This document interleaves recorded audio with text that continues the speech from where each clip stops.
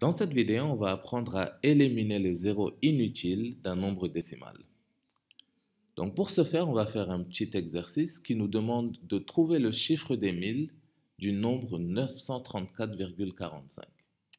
Donc c'est une petite question un peu piège, disons. On va mettre 934,45 dans notre tableau du rang des chiffres et on va essayer de voir où est le chiffre des 1000.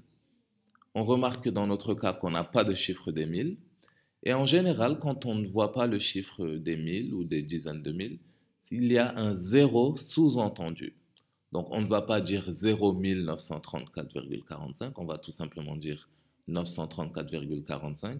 Et de manière générale, on élimine ce zéro inutile parce qu'il ne sert à rien, en quelque sorte. Un phénomène identique se passe dans la partie décimale. Donc si on nous demande par exemple quel est le chiffre des millièmes du nombre 934,45, ici on remarque qu'on n'a pas de chiffre des millièmes et donc le chiffre des millièmes sous-entendu c'est 0. Donc en général on ne dit pas 934,450, on va tout simplement dire 934,45 et donc ce 0 est inutile et peut être éliminé. Donc pour résumer, dans la partie entière, on peut éliminer les zéros qui sont tout à gauche. Et dans la partie décimale, on peut éliminer les zéros qui sont tout à droite. Faisons un petit exercice. Donc pour chacun des nombres suivants, supprime les zéros inutiles. Donc on va commencer avec 321,80.